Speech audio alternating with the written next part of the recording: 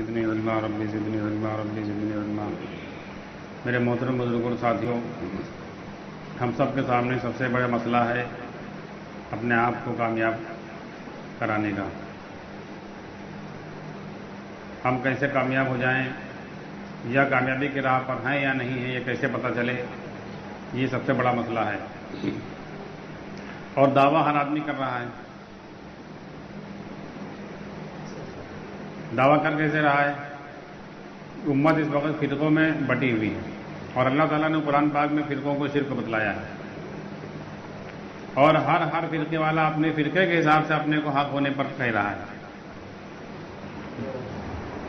جن کی تعداد زیادہ ہے تو وہ یہ بیس بناتے ہیں کہ یہ حدیث فٹ کرتے ہیں، اپنے فرقے کے حساب سے حدیثیں پیش کرتے ہیں کہ اللہ کے نبی صلی اللہ علیہ وسلم کی حدیث ہے کہ میری امت گمراہی پر جمع نہیں ہو سکتی، یعنی اتنی بڑی اکثریت گمراہ نہیں ہو سکتی ہے۔ تو پھر نوح علیہ السلام کے زمانے میں جو اتنی بڑی اکثریت گمراہ تھی وہ کیسے ہو گئی؟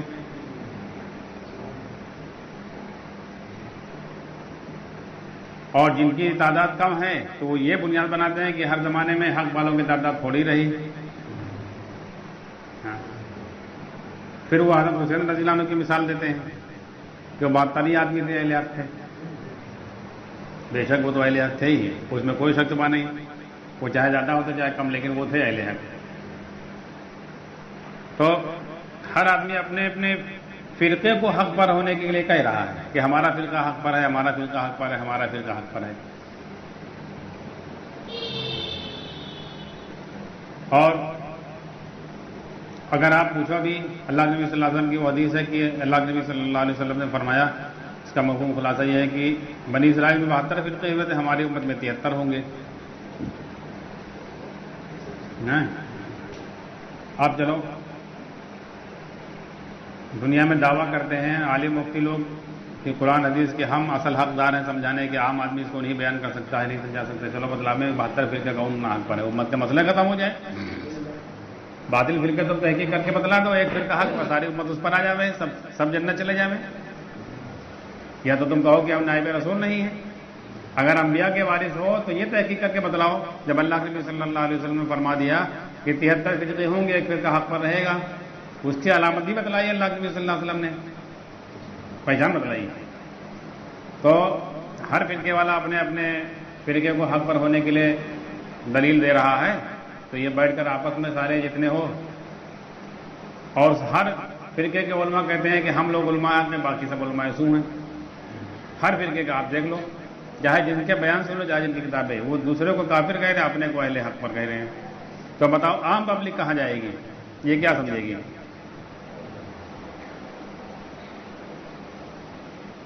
اور اگر ویسے گنتی شروع کرنے لوگے کو کہ کتنے فرقے ہیں تو ہزاروں ملیں گے، ایک ملک میں ہزاروں فرقے ملیں گے، اور اللہ کے نبی صلی اللہ علیہ وسلم پر میں 72 ہوں گے۔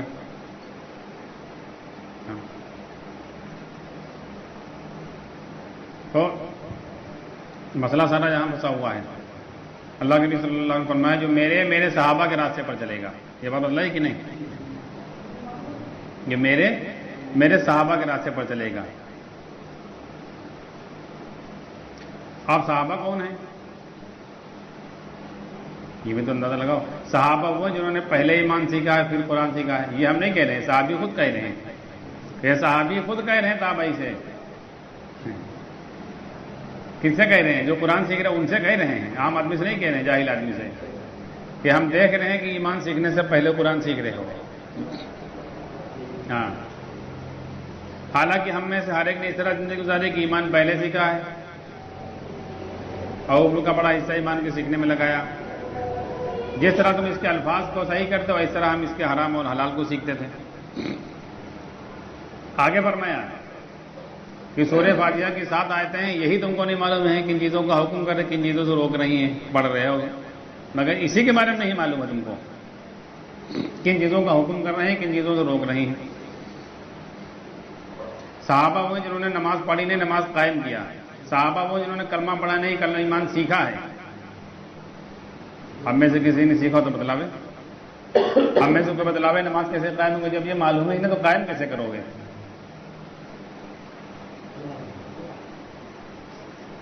جب آدمی کو یہی نہیں معلوم ہے کہ کیسے نماز قائم ہوگی تو کیسے کرو گے؟ جب یہی نہیں معلوم گاڑی کیسے اسٹارٹ ہوگی تو چلاؤ گے کیسے؟ جب تم کو یہ نہیں معلوم کہ کلچ کون ہے بریک کون ہے تو چلا پاؤ گے؟ تیل کہاں بھرا جاتا ہے، ہوا کہاں بھری جاتی ہے، یہی نہیں معلوم؟ چابی کہاں لگائی جاتی ہے، یہی نہیں معلوم؟ تو صحابہ نے تو نماز قائم کی، اور صحابہ خود فرماتے ہیں کیسے قائم کی یہ بھی بتلاتے ہیں صحابی۔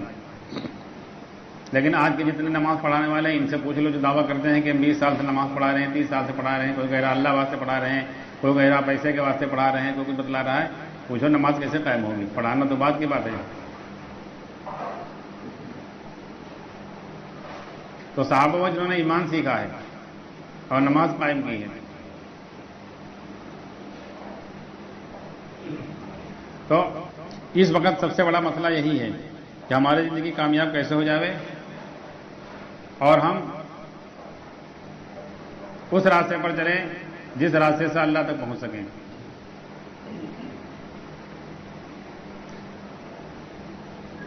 اگر ہم اپنا دماغ نہیں لگائیں گے اور خود اللہ تک پہنچنے کی کوشش نہیں کریں گے، یہ بھی سمجھو، خود اللہ تک پہنچنے کی کوشش نہیں کریں گے تو اس وقت کوئی فرقے والا اللہ تک پہنچنے کی محنت نہیں کرا رہا ہے۔ یا جس کو دیکھ لو تو بتلا بتلاؤ ان کو، کوئی ایک فرقے والا سکھلا رہا ہو کہ ایمان کیسے بنے گا، کیسے سیکھا جائے گا، اس کو بتلاوے۔ بلکہ سب یہ کہتے ہیں کہ الحمدللہ ہم سب ایمان والے ہیں، اللہ نے ہم کو بغیر مانگے ایمان دے دیا ہے۔ سب یہی کہتے ہیں، یہیں سے سب کی شروعات ہے، سب کی شروعات یہیں سے ہے کہ الحمدللہ اللہ نے ہم کو بغیر مانگے ایمان دیا ہے، الحمدللہ اللہ نے ہم کو ایمان والے گھر میں پیدا کر دیا ہے۔ تو پھر استغفر اللہ، پھر جن کو اللہ نے جو ایمان والے گھر میں نہیں پیدا کیا ان کے لیے استغفر اللہ، وہ ہمارے لیے الحمدللہ، ان کے لیے استغفر اللہ۔ تو اللہ ہی نے ان کو نہیں پیدا کیا، اس میں ان کی کیا غلطی ہے؟ اب بتاؤ، اگر ان کو اللہ نے ایمان والے گھر میں نہیں پیدا کیا، ایمان نہیں دیا بغیر مانگے، تو ان کی کیا خطا ہے؟ اور اس میں آپ کا کیا کمال ہے؟ آپ کو اللہ نے ایمان دے دیا۔ پھر تو قیامت کے اللہ ایمان کا سوال کریں تو وہ کہہ سکتے ہیں کہ اللہ ان سے پوچھو، ان کو تو بغیر مانگے دیا تھا، اور ایمان والے گھر میں پیدا کیا تھا، نہ آپ نے ہم کو ایمان والے گھر میں پیدا کیا، نہ بغیر مانگے دیا، تو جن کو بغیر مانگے دیا ان سے پوچھو تو ان سے۔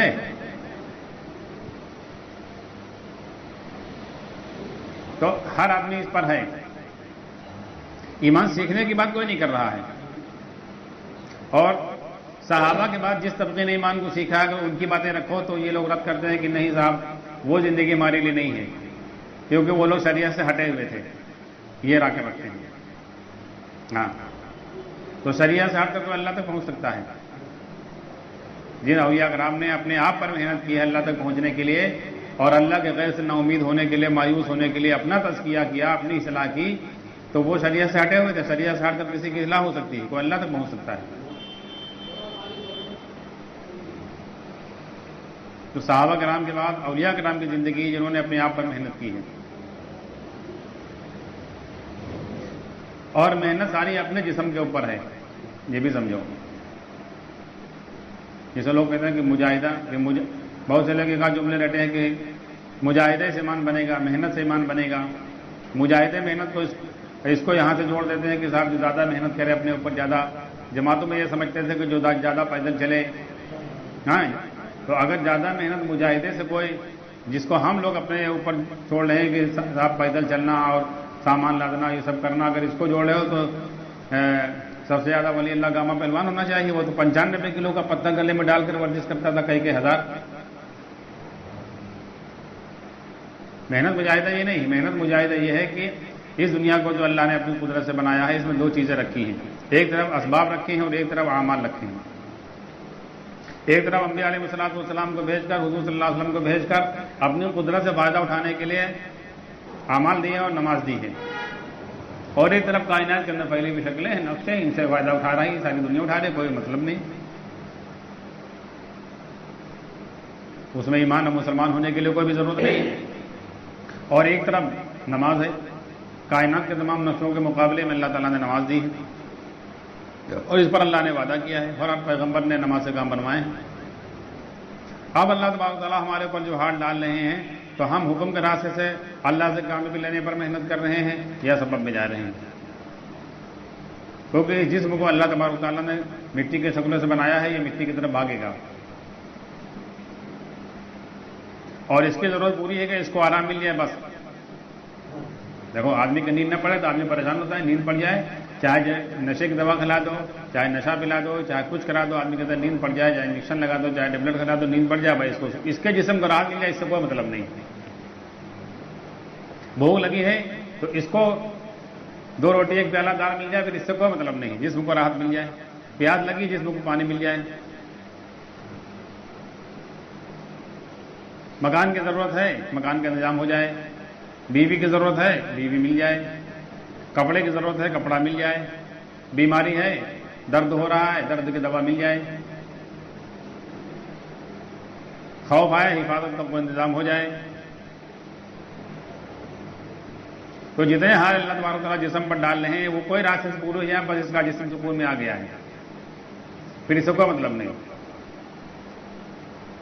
اب یہی حال دور کرنے کے لیے اگر اس کو نماز بتلائی جائے, عمل بتلائے جائیں, تو اس میں جسم کے اوپر محنت ہے, اس پر محنت ہے, اس پر مجاہدہ ہے. ہاں بھائی, اللہ کے نبی صلی اللہ علیہ وسلم مکی زندگی میں صحابہ پر جو محنت کرا رہے تھے وہ اسی بات پر تو محنت کرا رہے تھے کہ اب تک تم جہاں سے دیکھ رہے تھے, تمہارے جہاں سے کام بن رہے تھے, جہاں سے ضرورتیں پوری ہو رہی تھی, اس سے نا امید ہو جاؤ کلی طور پر. بجا کو جاتا شہر ابی طالب میں 3 سال رہے تقریباً, پھر ہجرت کی, اس میں حالات آئے. تو مکی زندگی میں جو محنت ہو رہی تھی وہ اسی بات پر ہو رہی تھی. اب دیکھو وہاں نماز ملی نہیں, وہاں نماز فرض نہیں ہوئی. پہلے سے دین ابراہیمی تھا مکے میں, تو دین ابراہیمی میں جو نماز ہوگی ہو سکتا ہے کچھ لوگ اس میں پڑھتے ہوں یا پڑھتے تھے تو وہ, لیکن اللہ کی طرف سے کوئی حکم نہیں آیا تھا, نماز فرض نہیں ہوئی تھی, اور اس پر کوئی اللہ کا وعدہ نہیں تھا. اب تو حضور صلی اللہ علیہ وسلم نے نبوت کا اعلان کر دیا, جو عمل اب اللہ کے پاس لا کر امت کو دیں گے اس سے کام بنے گا. اور حضرت عمر رضی اللہ عنہ تورات میں سے کچھ جامع باتیں لے کر آئے تھے تو حضور صلی اللہ علیہ وسلم ناراض بھی ہوئے تھے, اور فرمایا تو امتوں میں سے تم میرے حصے میں آئے, اور نبیوں میں سے میں تمہارے حصے میں آیا ہوں. اور اگر موسیٰ علیہ السلام بھی تم میں اگر آجا میں موجود ہوں اور تم مجھ کو چھوڑ کر ان کے راستے پر چلو, یقیناً تم گمراہ ہو جاؤ گے. اب بتاؤ حالات آ رہے ہیں, نماز ملی نہیں, کائے لیے نہیں ملی, کہ نماز کے لیے جس دھیان, جس ایمان, جس علم کی ضرورت ہے وہ ابھی نہیں بن پایا ہے. اور اگر نماز مل جائے, کیونکہ نماز کے بارے میں اللہ کے نبی صلی اللہ علیہ وسلم کی حدیث ہے, یہ اللہ کے نبی صلی اللہ علیہ وسلم کا فرمان ہے, کسی امام کا نہیں, امام ابو حنیفہ, امام شافعی, امام مالک, امام احمد بن حنبل, ان میں سے کسی کا فتویٰ نہیں, یہ اللہ کے نبی صلی اللہ علیہ وسلم کا فتویٰ ہے کہ جس کی نماز میں دھیان نہیں ہوگا, جو نماز کا عمل خدا کو دیکھتے ہوئے نہیں کرے گا. نماز کے 2 درجے بتائیں, ایک یہ کہ نماز نمازی کو دعا دیتی تھی آسمان میں جائے گی, دوسری بد دعا کرے گی. آپ بتاؤ, اگر ایمان دھیان نہیں آیا نماز میں, اس کی محنت نہیں ہوئی ہے, اب نماز میں کھڑے ہوں گے تو نماز تو بد دعا کرے گی نا, جو ڈبل حالات آئیں گے نہیں آئیں گے, اس لیے نماز بھی نہیں دی. تو مکی زندگی میں اسی پہ محنت ہو رہی تھی. اور جب ان کے دل کے اندر جس ایمان کی ضرورت تھی, جس دھیان کی ضرورت ہے, وہ چیز آ گئی, اللہ تبارک و تعالیٰ نے نماز کا حکم ان کے اوپر لاگو کر دیا اور نماز کا عمل شروع کیا. دھڑا دھڑ کام بننے شروع ہوئے کہ نہیں ہوئے. اور ہم لوگ دعویٰ کر رہے ہیں کہ پیدائشی مسلمان ہیں, ایمان والے گھر میں پیدا ہوئے ہیں, اور نماز بچپن سے نماز کا عمل کر رہے ہیں, لیکن یقین سے نہیں کر رہے ہیں کہ نماز اس کے لیے بھی ہے کہ نماز سے اللہ کام بنائیں گے, مسئلے بھی حل کریں گے. ہاں, کیونکہ اس کی محنت ہی نہیں ہوئی, اور نہ اس یقین کے ساتھ ہم نے کیا, نہ یہ بات آج تک ہم کو بتلائی گئی. تو آنے والے حال کو ہم کس راستے سے دور کرا رہے ہیں اپنے, یہ مسئلہ ہے. اس کے لیے ہمارے اپنے جسم پر محنت ہے کہ اس جسم کو ہم اسباب میں نہ جانے دیں, اس کو حکم کے راستے سے کامیابی دلانے پر لاویں. اب اگر اللہ کے حکم کے راستے سے کامیابی دلانے پر ہم مر بھی گئے تب بھی اللہ کے کامیاب ہوئے. ایک صحابی کا انتقال ہوا, اللہ کے نبی صلی اللہ علیہ وسلم فرمایا تمہارے بھائی کا انتقال بھوک کی حالت میں ہوا ہے, بھوک کی حالت میں ہوا ہے. تو یہ سب سے بڑا مسئلہ ہم لوگوں کے سامنے اتنی ٹائم ہے, کیونکہ ہم لوگ جس میدان سے, جس ماحول سے نکل کر آئے ہیں, وہاں رات دن 24 گھنٹے یہی سنتے تھے, دعوت دینا ہے, دوسروں کو لانا ہے, دوسروں کو سمجھانا, تو آدمی اپنے سے غافل ہو جاتا ہے. تو وہ ذہن دماغ میں ابھی ہم لوگوں پر اثرات ہیں. ہاں, ہم سمجھتے ہیں کہ دعوت نہیں دیں گے تو ایمان کیسے بنے گا, اجتماعی ماحول نہیں ملے گا تو ہمارا ہماری تربیت کیسے ہوگی؟ یہ دو چیزیں ایسی ہیں کہ اس میں آدمی پھنسا ہوا بھی کہ دعوت نہیں دیں گے، اجتماعی ماحول نہیں ملے گا تو ہماری تربیت کیسے ہوگی؟ حالانکہ اگر آپ صحابہ کرام کے زمانے میں بھی دیکھ لو اور اس کے بعد بھی دیکھ لو، تربیت کے لیے نہ اجتماعی ماحول ضروری ہے اور نہ دعوت ضروری ہے۔ حضرت اویس قرنی رحمۃ اللہ علیہ کی مثال سامنے ہے، حضور صلی اللہ علیہ وسلم کا زمانہ پایا، اس سے اچھا اجتماعی ماحول نہ اس سے پہلے کبھی دنیا میں ہوا ہے اور نہ قیامت تک ہو سکتا ہے۔ جس زمانے میں امام الانبیاء حضرت محمد صلی اللہ علیہ وسلم دنیا میں تشریف لائے ہوں اور آپ کے ساتھ میں ہوں، اس سے بڑا اجتماعی ماحول پوری دنیا میں کوئی ہو ہی نہیں سکتا ہے۔ لیکن حضرت اویس قرنی رحمۃ اللہ علیہ اس کو چھوڑ کر وہاں بھی نہیں گئے، جہاں رہتے تھے اس جگہ کو چھوڑ کر حضور صلی اللہ علیہ وسلم کے یہاں بھی نہیں گئے۔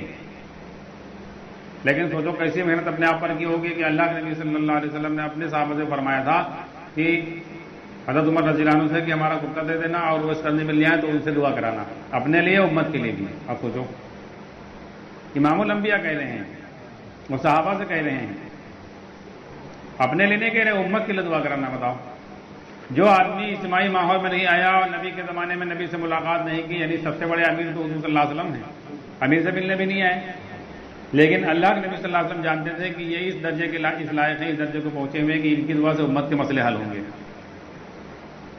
آج ہم لوگ اس کی دعوت چلاتے تھے نا کہ اجتماعی ماحول ضروری ہے، جوڑنا ضروری ہے، امیر کی اطاعت بھی ضروری ہے، بغیر امیر کی اطاعت سے تم کیسے کر لو گے؟ تو بغیر امیر کی اطاعت سے کیسے کر لیا اویس قرنی رحمۃ اللہ علیہ نے؟ اور پھر دیکھو، اس دھوکے سے نکلنا ہے، امت کو نکالنا ہے، یہ امت اسی دھوکے میں پھنسی ہوئی ہے، اس لیے اپنے آپ میں محنت کر پا رہی ہے۔ ہاں، اور جو آدمی اس دھوکے میں پھنس گیا کہ نہیں اجتماعی ماحول جڑے رہو، امیر کے پیچھے چلو، تو پھر وہ آدمی اپنا دماغ نہیں لگاتا ہم کو کیا کرنا ہے، وہ سمجھتا ہے کہ امیر کی تو بات ماننے ہیں، سب اس میں جڑے ہیں، جہاں یہ جائیں گے وہ، جیسے آدمی ٹرین میں بیٹھا ہے پھر اپنا دماغ نہیں لگاتا کہاں جا رہی ہے، سو رہا ہے بیٹھا آرام سے کہ ہم کو تو صبح دلی پہنچنا ہے، غلط روٹ پر جائے چاہے ادھر جائے، اس سے کوئی مطلب نہیں، چاہے کھڑی ہو جائے کہیں بیچ میں، چاہے انجن فیل ہو جائے، سو رہا ہے تو کوئی مطلب نہیں ہے۔ اور اگر گاڑی غلط روٹ پر چلی گئی تو یا تو پھر ایک ہی راستہ ہے، گاڑی سے اترو، گاڑی رک جاؤ، اترو، اپنا انتظام کر لو دلی جانے کے لیے، اس پہ بیٹھے رہو تو جہاں جائے گی وہیں پہنچو گے آپ، یا جب پہنچے گی تب پہنچو گے۔ تو اجتماعی ماحول میں آدمی جڑا ہوتا ہے تو اپنا دماغ نہیں لگاتا ہے کہ ہم قرآن و سنت پر چل رہے ہیں یا غلط راستے پر چل رہے ہیں، ایمان بن رہا ہے یا بگڑ رہا ہے، تعلق اللہ سے ہو رہا ہے کہ نہیں ہو رہا ہے، نماز میں دھیان آئے گا کیسے یا نہیں آ رہا ہے، اس سے کوئی آدمی کو پرواہ نہیں ہوتی، وہ سمجھتا ہے کہ ہم تو اجتماعی ماحول میں چل ہی رہے ہیں، تو پھر ہمارے جو امیر کہہ رہے ہیں وہ ہم کر رہے ہیں۔ پھر اگر کوئی قرآن و سنت کی بات ہمارے سامنے رکھے گا تو ہم امیر کی بات سے ملائیں گے کہ یار یہ بات انہوں نے بتلائی، مرکز سے کیا کہا جا رہا ہے، مولانا صاحب نے کیا کہا، دیکھو پہلے قرآن و سنت کی بات اگر کوئی بھی ہمارے سامنے رکھے گا تو ہم اپنے امیر سے ملائیں گے، حالانکہ ہونا یہ چاہیے کہ امیر کی بات قرآن و سنت سے ملاؤ، تو آدمی اپنا دماغ نہیں لگاتا ہے، پھر دوسرے کی بھی آنکھ بند کر کے چل رہا ہے۔